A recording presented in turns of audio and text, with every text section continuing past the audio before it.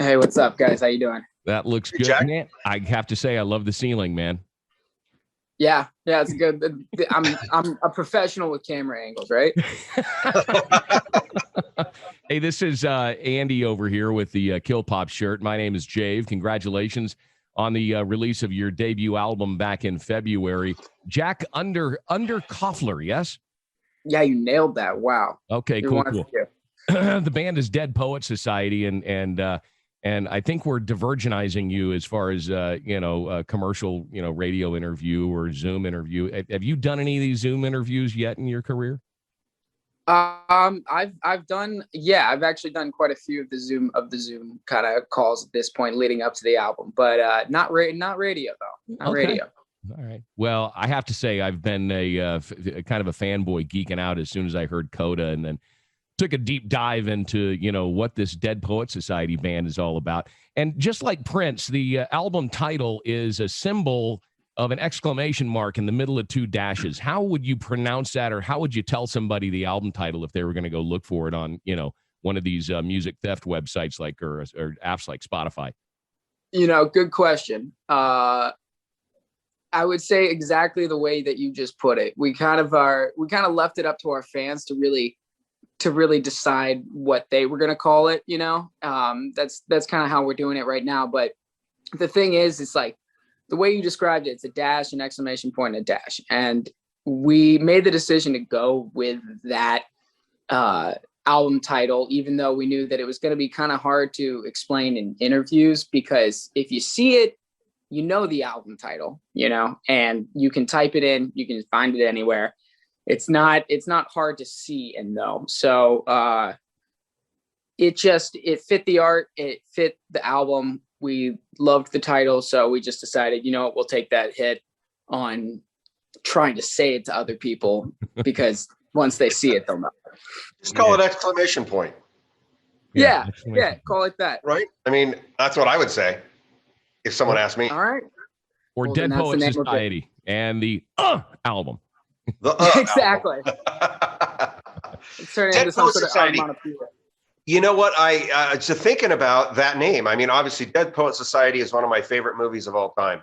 And I went on YouTube when Jave told me about you guys, and I went looking for you, and all I could come up with was scenes from the movie The Dead Poet Society. Is that where your name came from? Tell me about the name. So the name came actually about a year before the band's actual lineup was kind of formed. It started with our other guitarist Jack and our original bassist Nick. And I think, to be honest, it was kind of anticlimactic, because I think they were sitting around like a cafeteria table or something, and they formed a band, and they were like, we need a name. And so I think they just were like, Dead Poet Society. Okay, cool, move on. And I remember joining the band like a year later and being like, guys, that name kind of sucks. Like, we need to change the name of the band. And they were like, nah, we already made the Facebook page, so I think we're going to stick with it. And I'm just like, okay. And it's so funny because, here we are 8 years later, and everybody's like, yeah, probably should have changed the name of the band. But, you stick with it. You stick with it once you got it. Considering the name was brought up, in a cafeteria setting, thank God they didn't have choice number 2, like peas and carrots or something. That would have been weird. Yeah. Black and white cookies. The Succotash Brothers. There you go. Succotash Brothers, yeah. Hey, so, well, I like the game. I gotta say it. I kind of like it. I don't know. Everyone's gonna know it, right? When you think about it from a marketing standpoint, everybody knows Dead Poet Society. Exactly. Whether it's the movie or the band, I think it's not really actually a bad idea. Yeah. Oh, well, thank you. Appreciate it just makes search optimization on YouTube a little more cumbersome. So, Berklee, known for some amazing musicians, did you enjoy your time there? And are you a fan of, some of the alumni, like the guys in Dream Theater? Yeah. So, I enjoyed my time there. Was it worth a 6-figure tab at the end of it? I don't know. But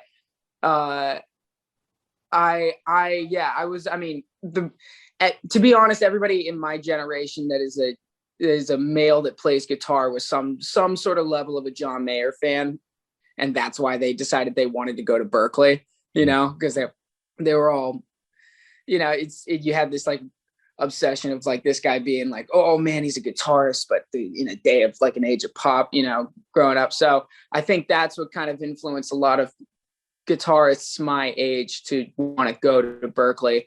I know Dream Theater is, they were some alumni as well. I had a band in high school, and the keyboardist, he was obsessed with Dream Theater. And so some of the alumni definitely influence your decision to take a step and pay a hefty bill. Now, the bio indicates that the band was almost some kind of a meme for like the worst band in school. Tell me how you went from that to this amazingly dynamic album. Yeah, so I actually didn't want to join the band, and about 6 months prior to me joining the band, I convinced one of my best friends to leave the band because I thought they were so bad. And there's some amazing Pumped Up Kicks cover that is probably deep somewhere in the internet right now that they put out, and which was actually the reason why I approached my friend with actual concern and was like, yo, dude, I think you need to get out of this band. And it was a completely different lineup, but you know, they had like a bunch of songs, and they heard me sing at one point and were like, hey dude, do you want to come sing on these songs? And I was too nice to say no, so I went and sang on them, and then they kept following me around, and not following me around, but they just kept hounding me to join the band. And one day the bassist showed up at my house and was like, yo dude, what are you doing?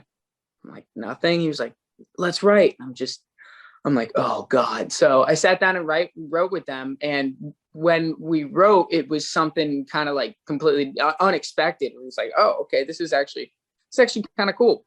And so I ended up sticking around, and they had just brought on Will, who ended up being our drummer to this day. And there was just some magic. So I stuck with it.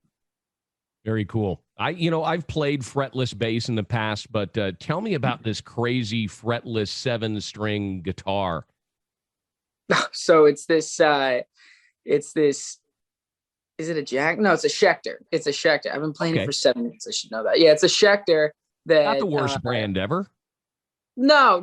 I mean, it's kind of just it's just this crappy guitar that Jack and other Jack and Nick had in high school, and they took all the frets off of it, on an impulse, thinking like it was going to be something cool, and they ended just being like, well, we just broke the instrument. So they just put it away for 2 years, and then Jack brought it up to college and was like, hey, I have this instrument and it sounds kind of weird. You want to hear it? And we played it.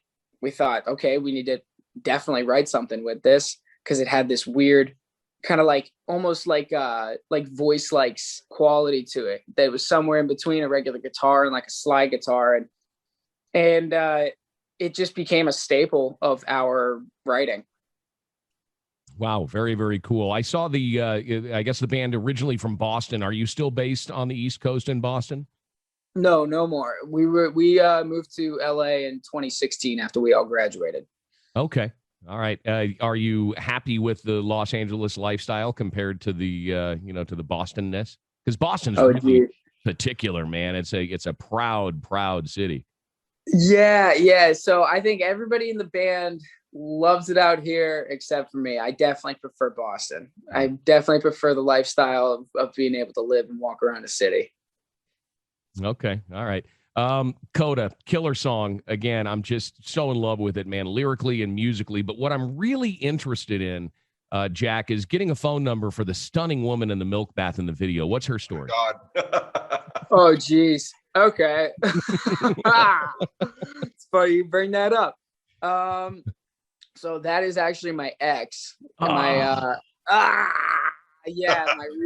very recent ex. And let me tell you, you don't want her number. Oh, let's just go with that. That's great. Because everybody that watches the video is wondering, right? You know they are. Yeah. Is it, oh my God, who's this girl? But that probably rings true. Is she from Boston or from LA? She's she's actually from Canada, but she lives in LA now.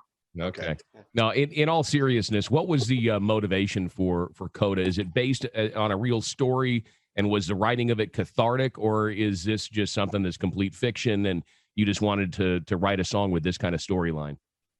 You know what's so bizarre is when I wrote the song, it was fiction, and then let me tell you, it's become truer and truer in my life. With every year that passes. And it's bizarre. It's absolutely bizarre because I'm like looking back on this song that I wrote that at the time I didn't really connect with, but I was just writing it from sort of a sympathetic standpoint. And I'm just like, wow, it was like I was telling my own future. Wow. It's a weird thing to say, but it's become very real. So I might as well have wrote it from a real place. It's really interesting that, like, you guys just released this album, and are you touring? I mean, are there plans? Are things opening up? Are you playing locally? How are you going to market this? How are you going to take this to market? So at the current point, we're doing everything we can online at this moment, but touring's looking like it's going to open up late summer, early fall. And so we are just full steam ahead with booking, confirming shows. And we're going to take the album out in the fall or late summer probably. So we have some shows and a couple festivals lined up, and just fingers crossed that they happen. Yeah, I can't wait to see you guys live in action. I have watched the 360 video of Coda. That's very, very cool. That was all done live. Yeah. Yeah, that's all done live. Very cool. I noticed that you have a tutorial on how to play Coda on YouTube, and the incredibly odd tuning. Are all your songs tuned like that? Does it change song to song, or is it just a tuning you used on Coda? Yeah, stupidly, I kind of screw us over live because I'm constantly changing tunings because I'll hear certain things, or I'll be writing a song, but I want to hear it a certain way, and the only way to do that is to get some sort of open tuning or tune a string down or whatnot. So I'll come up with these like random tunings like I did for Coda, which is an open G minor. And you can't play the song unless you're in that tuning. So I guess it has to be what it is. But man, we've gotten really good at quickly tuning between songs when we're playing live. Either that or you go out on the road with 16 different tuned guitars. And a guitar. Oh, that's a good idea. Yeah, we'll just get a bunch of like Squires or like First Act guitars, just $60 guitars. Yeah. As I'm a guitar player as well, but I thought it was really cool the fact in the video that you say you have to tune the what is typically the E string a little bit flat, because of when you hit it, it's automatically going to go sharp just a little bit. So very cool, man. I love that. I'm kind of a geek in that regard. Oh, cool. The new album there's sounds on there of like one song has got like a pop alternative sound, some of the blues based rock, even some hints of 808 and Deftones and Korn style bass and beats. Tell me, what are some of the artists that inspired your overall sound? I think as far as like actual sound goes, everybody in the band comes from such a different background musically that it's really hard to like nail that down, because like for me personally, I didn't play rock until I joined Dead Poets Society. I did like acoustic, like soft kind of music, and our guitarist came from a metal background, and our drummer was huge into R&B, but also I think we shared sort of like a common interest in rock, but it wasn't like any of us actually played it before we got into the band. So if I were to nail down some artists, I can only speak for me personally. My favorite artists of all time are like Royal Blood, Coldplay. Yeah. I remember I became kind of obsessed with this artist named Saint Vincent. Love Saint Vincent. Yeah. And I think her sound, I think her way of writing was really inspirational.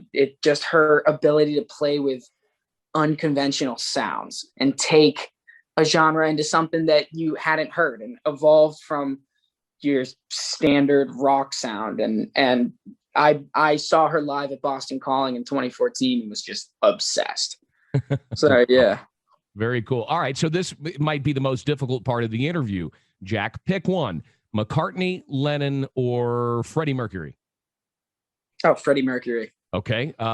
Eddie, Randy Rhoads, or Al Di Meola. Eddie. Okay. Good. Mike Portnoy, Shannon Larkin, homeboy, or Don Henley. I'm barely Mark Portnoy. Okay, Portnoy. All right. Steak, fish, or salad? Steak. Okay, good. Bourbon, beer, wine, or water? Bourbon. All right. Okay, so you're now invited to the barbecue. All right, that's all I needed. Okay, cool. You guys make it to Reno, you're invited. Yeah, Jack, you've passed the test. Beautiful. I'll start driving now. I'll be there in about 12 hours. There you go. Hey, Jack, again, congratulations on everything, man. It's been a real pleasure to have a chance to talk with you. And I expect big things over the span of the next 16 to 24 months for Dead Poets Society. The album is brilliant, and I can't wait to see you guys live. Thank you again. Thank you so much for having me, guys. I appreciate it. All right, Thanks, we'll Jack. catch up in person soon. Take care. All right, cool.